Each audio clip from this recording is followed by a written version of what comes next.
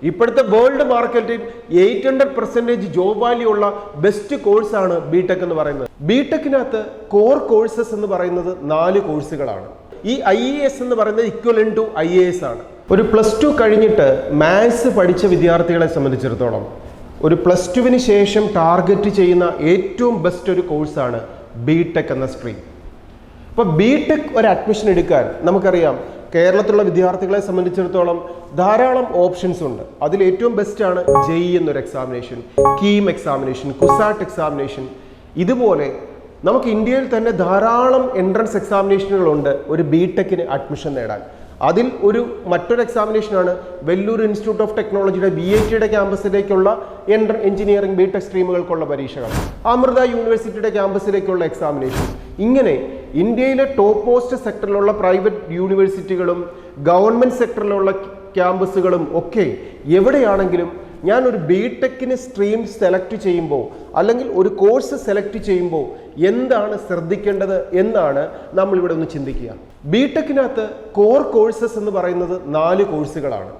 ഈ 4 കോഴ്സുകൾക്കാണ് എവർലാസ്റ്റിംഗ് കോഴ്സുകളായി എപ്പോഴും അംഗീകരിക്കപ്പെടുന്നത്.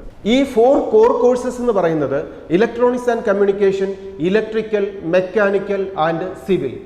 ഈ 4 കോഴ്സുകളാണ് എഞ്ചിനീയറിംഗ് സ്ട്രീമിലെ കോർ കോഴ്സുകൾ എന്ന് പറയുന്നത്. അപ്പോൾ ഒരു വിദ്യാർത്ഥി ബിടെക് സ്ട്രീം സെലക്ട് ചെയ്യുമ്പോൾ ഈ 4 കോഴ്സുകളിൽ ഏതെങ്കിലും ഏറ്റവും മികച്ചൊരു ക്യാമ്പസിൽ തിരഞ്ഞെടുക്കുന്നത് എപ്പോഴും നമ്മുടെ ഹയർ ഓപ്ഷൻസിന് മുന്നോട്ടുള്ള ഒരു കരിയർ വേയിൽ നമുക്ക് ഏറ്റവും നല്ല സാധ്യതകളായിരിക്കും തുറന്നു ലഭിക്കുക. അപ്പോൾ ഈ കോർ കോഴ്സസിൽ വരുന്നതല്ലേ കമ്പ്യൂട്ടർ? ഒരിക്കലുമല്ല.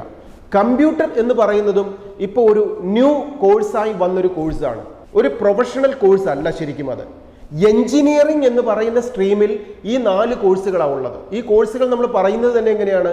ഇലക്ട്രോണിക്സ് ആൻഡ് കമ്മ്യൂണിക്കേഷൻ എഞ്ചിനീയറിംഗ് എന്നാണ് പറയുക, മെക്കാനിക്കൽ എഞ്ചിനീയറിംഗ് എന്നാണ് പറയുക, ഇലക്ട്രിക്കൽ എഞ്ചിനീയറിംഗ് എന്നാണ് പറയുക, അതിനോടൊപ്പം സിവിൽ എഞ്ചിനീയറിംഗ് എന്നാണ് പറയുക. പക്ഷെ കമ്പ്യൂട്ടർ എന്നാണ് എങ്ങനെയാണ് പറയുക? കമ്പ്യൂട്ടർ സയൻസ് ആൻഡ് എഞ്ചിനീയറിംഗ് എന്നാണ് പറയുന്നത്. അതായത് കമ്പ്യൂട്ടർ എന്ന് പറയുന്ന ഒരു കോഴ്സ് വരുന്നത് സയൻസ് സ്ട്രീമിലാണ്, അതിനോടൊപ്പം എഞ്ചിനീയറിംഗും ആഡ് ഓൺ ചെയ്യുന്നതാണ്. അപ്പോൾ ഇനി ഈ 4 കോർ കോഴ്സസ് പഠിക്കുന്നവർക്ക് എപ്പോഴും കമ്പ്യൂട്ടർ മേഖലയിലേക്ക് പോകാനുള്ള സാധ്യതകൾ എപ്പോഴും ഉണ്ട്. നമ്മൾ കമ്പ്യൂട്ടർ സയൻസ് മേഖലയിലെ, കമ്പ്യൂട്ടർ എഞ്ചിനീയറിംഗ് മേഖലയിലെ, റോബോട്ടിക് മേഖലയിലെ, ആർട്ടിഫിഷ്യൽ ഇന്റലിജൻസ് മേഖലയിലെ, അങ്ങനെ ഇൻഫർമേഷൻ ടെക്നോളജിയുടെ മേഖലയിൽ ഇതുപോലുള്ള ഏത് സാധ്യതകളിലേക്കും ഈ കോർ കോഴ്സസ് പഠിക്കുന്നവർക്ക് പോകാൻ സാധിക്കും. പക്ഷേ മറ്റുള്ള കോഴ്സുകൾ പഠിക്കുന്നവർക്ക്, ഒരു റോബോട്ടിക് സയൻസ് പഠിച്ചവർക്ക് ഒരിക്കലും മെക്കാനിക്കിന്റെ മേഖലയിലേക്ക് പിന്നെ തിരിച്ചു വരാൻ പറ്റത്തില്ല. ഒരു കമ്പ്യൂട്ടർ പഠിച്ച ഒരാൾക്ക് മെക്കാനിക്കലിലേക്ക്, സിവിലിലേക്കോ ഇലക്ട്രോണിക്സിലേക്ക് തിരിച്ചു വരാൻ പറ്റത്തില്ല. പക്ഷേ ഈ 4 കോഴ്സസ് പഠിക്കുന്നവർക്ക് സാധ്യതകൾ ധാരാളമാണ്. അവർക്ക് ഏത് സ്ട്രീമിലേക്കും ഹയർ സ്റ്റഡീസിന് പോയി ചെറിയ ചെറിയ കോഴ്സുകൾ എടുത്തിട്ട് സ്പെഷ്യലൈസ് ചെയ്ത് അവർക്ക് ഇപ്പം നമ്മൾ എടുക്കുന്നത് ഇത് ബാച്ചിലറാണ്, ബാച്ചിലറും ടെക്നോളജിയാണ്. ഇതിനുശേഷം നമുക്ക് മാസ്റ്റേഴ്സ് എടുത്തിട്ട് നമുക്ക് ഏത് കോഴ്സിലേക്ക് നമുക്ക് മുന്നോട്ട് പോകാനുള്ള സാധ്യതകൾ ഈ കോർ കോഴ്സസ് പഠിക്കുന്നവർക്കുണ്ട്. അപ്പോൾ എഞ്ചിനീയറിംഗിന്റെ ബ്രാഞ്ചുകളിൽ തന്നെ 150ഓളം പുതിയ പുതിയ കോഴ്സുകളും പണ്ട് തൊട്ടേ ഉള്ള കോഴ്സുകളും ഒക്കെ ഉണ്ട്. ഇതിൽ ഏത് വേണേലും നമുക്ക് പഠിക്കാം. ഫയർ ആൻഡ് സേഫ്റ്റി എഞ്ചിനീയറിംഗ് പഠിക്കാം, ഇൻസ്ട്രുമെന്റേഷൻ പഠിക്കാം, മറൈൻ ഫീൽഡിലേക്ക് പോകാം, എയറോനോട്ടിക്കൽ ഫീൽഡിലേക്ക് പോകാം. പക്ഷെ ഇത് ഏത് മേഖലകൾ എടുത്താലും ആ ഒരു കോഴ്സിൽ, ആ ഒരു സ്ട്രീമിൽ മാത്രമാണ് നമുക്ക് സ്റ്റിക്ക് ഓൺ ചെയ്യാൻ സാധിക്കുക. പക്ഷേ ഈ കോർ കോഴ്സസ് പഠിക്കുന്ന ഒരു വിദ്യാർത്ഥിയെ സംബന്ധിച്ചിടത്തോളം ബാക്കിയുള്ള ഏത് സ്ട്രീമിലേക്കും നമുക്ക് ഹയർ സ്റ്റഡീസ് പോയി നമുക്ക് അതിലേക്കും സ്പെഷ്യലൈസ് ചെയ്ത് ആ മേഖലകളിലേക്ക് നമുക്ക് പോകാൻ സാധിക്കും. ഇനി ഈ 4 കോർ കോഴ്സസ് പഠിക്കുന്നവർക്ക് ഒരു ബെനിഫിറ്റും കൂടെ ഉണ്ട്. നമുക്കറിയാം IAS എന്നൊരു ഡെസിഗ്നേഷൻ നമുക്ക് ലഭിക്കുന്നത് UPSC നടത്തുന്ന സിവിൽ സർവീസ് എക്സാമിനേഷനിലൂടെയാണ്. IASഉം IPSഉം IFSഉം IRSഉം പോലത്തെ ഡിഗ്രികൾ കിട്ടുന്നത്.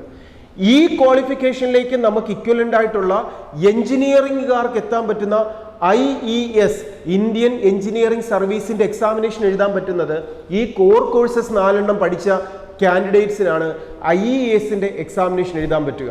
ഈ IES എന്ന് പറയുന്നത് ഇക്വലന്റ് ടു IAS ആണ്. UPSC നടത്തുന്ന ESC എക്സാമിനേഷനിലൂടെ ഒരു IES ഡെസിഗ്നേഷൻ നേടിക്കഴിഞ്ഞാൽ സെൻട്രൽ PWDയിൽ, ഇന്ത്യൻ ആർമിയിൽ, റെയിൽവേയിൽ, അതുപോലെ സെൻട്രൽ ഗവൺമെന്റ് റിലേറ്റഡ് ആയിട്ടുള്ള ധാരാളം പോസ്റ്റുകളിലേക്ക് എഞ്ചിനീയറിംഗ് ഡെസിഗ്നേഷനിലേക്ക് ഒരു IAS ഇക്വലന്റ് ആയിട്ട് വരുന്ന ഡെസിഗ്നേഷനിലേക്ക് ഒരു വിദ്യാർത്ഥിക്ക് എത്തിപ്പെടാൻ സാധിക്കുന്നത് ഈ 4 കോഴ്സസ് പഠിക്കുന്ന വിദ്യാർത്ഥികൾക്കാണ്. അപ്പോൾ എഞ്ചിനീയറിംഗിന്റെ ഒരു ബ്രാഞ്ച് സെലക്ട് ചെയ്യുമ്പോൾ കോർ കോഴ്സസ് നമ്മൾ എപ്പോഴും ഫോക്കസ് ചെയ്യുന്നത് നന്നായിരിക്കും. അതിനോടൊപ്പം ന്യൂ ജനറേഷൻ കോഴ്സുകളിലേക്ക് നമുക്ക് പോകാം, ഇതൊന്നും മോശമല്ല. പക്ഷേ എപ്പോഴും കോർ കോഴ്സസ് ആണ് ബെസ്റ്റ് എന്ന് നാം മനസ്സിലാക്കുക. ഇനി ഏത് കോർ കോഴ്സസ് പഠിച്ചാലും ന്യൂ ജനറേഷൻ കോഴ്സുകൾ പഠിച്ചാലും നാം പഠിക്കുന്നത് ഏറ്റവും മികച്ച ക്യാമ്പസുകളിലായിരിക്കണം. നമുക്കറിയാം, ഇന്ത്യയിലെ തന്നെ ഏറ്റവും ടോപ്പ് മോസ്റ്റ് എഞ്ചിനീയറിംഗ് ബിടെക് സ്ട്രീമുകൾ പഠിപ്പിക്കുന്ന ക്യാമ്പസുകളാണ് IITകളും IIITസും NITസും അതുപോലെ ഗവൺമെന്റ് എഞ്ചിനീയറിംഗ് കോളേജുകളും അതുപോലെ ഡീംഡ് യൂണിവേഴ്സിറ്റികളിൽ തന്നെ ധാരാളം ടോപ്പ് പ്ലേസ്മെന്റുകൾ കൊടുക്കുന്ന നല്ല നല്ല ക്യാമ്പസുകൾ ഇന്ത്യയിൽ ധാരാളമുണ്ട്. ഈ ക്യാമ്പസുകളിലൊക്കെ നമുക്ക് അഡ്മിഷൻ നേടണമെങ്കിൽ, എവിടെ അഡ്മിഷൻ നേടണമെങ്കിലും എൻട്രൻസ് പരീക്ഷകൾ ജയിക്കണം. നമ്മൾ ആദ്യം പറഞ്ഞ IITകളിലും NITകളിലും IIITസിലും ഗവൺമെന്റ് ഫണ്ടഡ് ടെക്നിക്കൽ ഇൻസ്റ്റിറ്റ്യൂഷൻസിലൊക്കെ അഡ്മിഷൻ കിട്ടണമെങ്കിൽ JEE എക്സാമാണ് ജയിക്കേണ്ടത്. കേരളത്തിലെ നല്ല നല്ല ഗവൺമെന്റ് എഞ്ചിനീയറിംഗ് കോളേജുകളിലും ടോപ്പ് മോസ്റ്റ് എയ്ഡഡ് ക്യാമ്പസുകളിലൊക്കെ അഡ്മിഷൻ കിട്ടണമെങ്കിൽ KEAM എക്സാമാണ് ജയിക്കേണ്ടത്. കേരളത്തിലെ തന്നെ നല്ലൊരു ശാസ്ത്ര സാങ്കേതിക സർവകലാശാലയെ കുസാറ്റിന്റെ ക്യാമ്പസിൽ അഡ്മിഷൻ കിട്ടണമെങ്കിൽ CAT എക്സാമിനേഷൻ എഴുതേണ്ടത്. വെല്ലൂർ ഇൻസ്റ്റിറ്റ്യൂട്ട് ഓഫ് ടെക്നോളജിയുടെ ക്യാമ്പസിൽ അഡ്മിഷൻ കിട്ടണമെങ്കിൽ VITയുടെ എക്സാം എഴുതേണ്ടത്.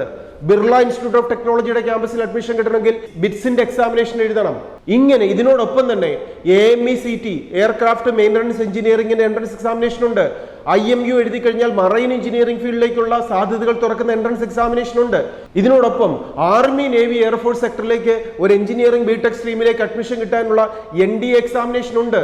ഇങ്ങനെ ഒരു വിദ്യാർത്ഥിയുടെ മുമ്പിലേക്ക് +2-ൽ ഫിസിക്സ്, കെമിസ്ട്രി, മാത്സ് എടുത്ത് പഠിക്കുന്ന വിദ്യാർത്ഥികളുടെ മുമ്പിലേക്ക് തുറക്കപ്പെടുന്ന ബിടെക് സ്ട്രീമുകളും സാധ്യതകളും ഇപ്പോഴത്തെ വേൾഡ് മാർക്കറ്റിൽ 800% ജോബ് വാല്യൂ ഉള്ള ബെസ്റ്റ് കോഴ്സാണ് ബിടെക് എന്ന് പറയുന്നത്. പക്ഷേ അത് നല്ല കോഴ്സുകളായിരിക്കണം, നല്ല ക്യാമ്പസുകളിലായിരിക്കണം, റെക്കഗ്നൈസ്ഡ് യൂണിവേഴ്സിറ്റികളിൽ ഏറ്റവും ബെസ്റ്റ് പ്ലേസ്മെന്റും ഡിസിപ്ലിനും റിസൾട്ടും ഉള്ള ക്യാമ്പസുകളിലായിരിക്കണം നാം പഠിക്കേണ്ടത്.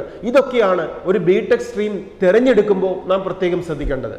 ഇങ്ങനെയുള്ള കോഴ്സുകളും ക്യാമ്പസുകളും ഒക്കെ തിരഞ്ഞെടുക്കേണ്ടി വരുമ്പോൾ ഈ എൻട്രൻസ് പരീക്ഷകളും അതിന്റെ നോട്ടിഫിക്കേഷൻസും ഒക്കെ നാം കൃത്യമായിട്ട് മനസ്സിലാക്കിയിരിക്കണം. ആൽഫ അക്കാഡമിയുടെ യൂട്യൂബ് ചാനൽ സബ്സ്ക്രൈബ് ചെയ്യുന്നതിലൂടെ ഇതേപോലുള്ള ഇമ്പോർട്ടൻ്റ് ആയിട്ടുള്ള അപ്ഡേറ്റ്സുകളൊക്കെ നിങ്ങളിലേക്ക് കൃത്യമായിട്ട് എത്തിക്കൊണ്ടേയിരിക്കും. ഇനി ഓപ്ഷൻ കൊടുക്കുന്ന സമയത്തോ എൻട്രൻസിന് വേണ്ടിയിട്ടുള്ള പ്രിപ്പറേഷൻ ടൈമിലോ നിങ്ങൾക്ക് എന്ത് ഹെൽപ്പ് ആവശ്യമുണ്ടെങ്കിലും ആൽഫ അക്കാഡമിയുടെ റിപ്പീറ്റർ ബാച്ചിലോ ലോങ് ടൈം കോച്ചിങ്ങിലോ ഇതിലൊക്കെ ഉപരി 10ാം ക്ലാസ് കഴിയുന്ന വിദ്യാർത്ഥികൾക്കുള്ള ഇന്റഗ്രേറ്റഡ് സ്കൂളിംഗ് സിസ്റ്റത്തിന്റെ പാർട്ടായിട്ടോ ഒക്കെ നിങ്ങൾക്ക് പഠിക്കാം.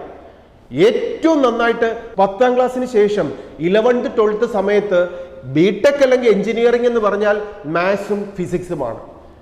ഈ 2 സബ്ജക്റ്റിൽ ഒരു എക്സ്പേർട്ട് ആകാൻ അതിനെ ഇഷ്ടപ്പെടുന്നവരാണ് ബിടെക് സ്ട്രീം സെലക്ട് ചെയ്യേണ്ടത്. കെമിസ്ട്രി വളരെ കുറച്ച് മാത്രമേ ഉള്ളൂ, മാത്സും ഫിസിക്സുമാണ് എഞ്ചിനീയറിംഗ് എന്ന് പറഞ്ഞാൽ. അപ്പോൾ അതുകൊണ്ട് ഈ 2 സബ്ജക്റ്റിനെ ഇഷ്ടപ്പെടുകയും ഈ 2 സബ്ജക്റ്റിൽ എക്സ്പേർട്ട് ആകാൻ ആഗ്രഹിക്കുകയും അതിനോടൊപ്പം ഒരു പ്രൊഫഷണൽ ലെവലിലേക്ക്, ഒരു പ്രൊഫഷണൽ കോഴ്സ് നമുക്കറിയാം, പ്രൊഫഷണൽ കോഴ്സുകൾക്ക് എപ്പോഴും പ്രാക്ടിക്കൽ എക്സ്പീരിയൻസ് വേണം. ഈ 4 കോഴ്സുകൾ എടുത്താലും പ്രാക്ടിക്കൽ എക്സ്പീരിയൻസിനാണ് എപ്പോഴും ഇമ്പോർട്ടൻസ്. അപ്പോൾ ഒരു പ്രൊഫഷണൽ എക്സലൻസ് നമ്മൾ ആ കോഴ്സിൽ നേടിയാൽ, നാം പഠിക്കുന്ന ക്യാമ്പസ് ബെസ്റ്റ് ആണെങ്കിൽ, ഏറ്റവും നല്ല റിസൾട്ടോടുകൂടി നാം പാസ്സായാൽ ഒരു വിദ്യാർത്ഥിയുടെ മുമ്പിലേക്കുള്ള സാധ്യതകൾ ധാരാളമാണ്. ഈ സാധ്യതകളൊക്കെ മനസ്സിലാക്കിക്കൊണ്ട് നല്ല സ്ട്രീമുകളും നല്ല ക്യാമ്പസുകളും പ്രിപ്പയർ ചെയ്ത് മുന്നോട്ട് വരുന്ന കീമിൻ്റെയും കുസാറ്റിൻ്റെയും JEEയുടെയും അലോട്ട്മെന്റ് പ്രോസസ്സിങ്ങിൽ കൃത്യമായിട്ട് പങ്കെടുക്കുക. എന്തെങ്കിലും സംശയങ്ങൾ ഉണ്ടെങ്കിൽ ആൽഫയുടെ ക്യാമ്പസിലേക്ക് വിളിക്കാം, നിങ്ങൾക്ക് നേരിട്ട് വരാം. നിങ്ങളെ ഹെൽപ്പ് ചെയ്യാൻ ആൽഫ അക്കാഡമി കൂടെയുണ്ട്. All the best.